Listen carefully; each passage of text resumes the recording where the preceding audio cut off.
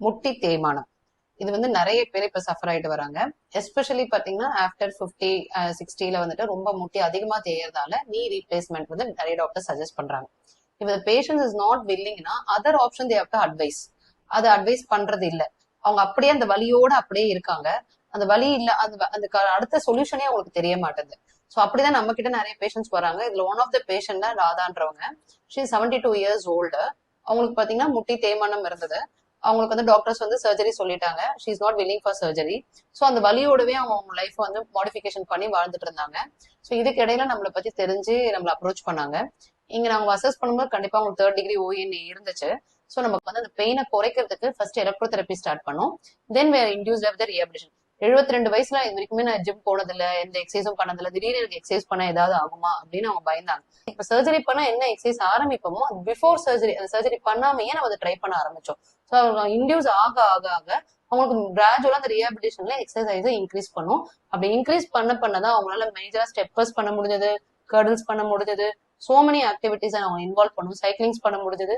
இதால அவங்களுக்கு பெயினும் குறைஞ்சது. அட் த சேம் டைம் அவங்க வேலைகளை அவங்க பெயின் இல்லாம பண்ணாங்க. அவங்களே அதை பத்தி ஃபீட்பேக் சொல்றாங்க, கேளுங்க. என் பேரு ராதா, என்னுடைய வயது 72. ஓகே, உங்களுக்கு என்ன ப்ராப்ளத்துக்காக வாக் ஃபிசியோதெரபி கிளினிக் வந்தீங்க?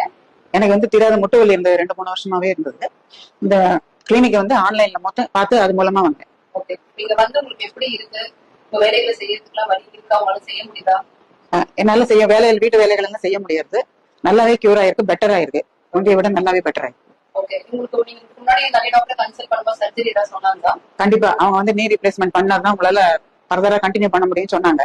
ஆனா எனக்கு அதுல இஷ்டம் இல்ல, அதனால இவங்களை தேடி வந்தேன். இப்போ உங்களுக்கு சர்ஜரி பண்ணாமே எக்ஸசைஸ் தெரபி மூலமா எலக்ட்ரோதெரபி சரியாயிருக்கா? கண்டிப்பா மேடம். ஓகே, எக்ஸசைஸ் உங்களால பண்ண முடியுதா எல்லாமே? முடியாது. எவ்வளவு நாள் இந்த ட்ரீட்மெண்ட் எடுத்துக்கிட்டீங்க? ஒரு 6 மாசமா எடுத்துட்டு.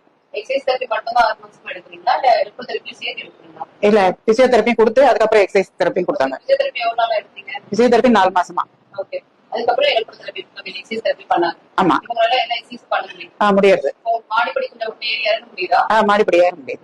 உட்காந்து எழுந்திருக்க முடியும். ஓகே, அதே போல உங்களோட கிச்சன்ல ஒரு 1 hour 2 hour நின்று செய்யும்போதெல்லாம் வேலைகள் அது முடியாது. 1 hour 2 hour நிற்க முடியாது. ஓகே, ஃபர்ஸ்ட் போல தூங்குறீங்களா? நல்லா தூக்கம் வருது.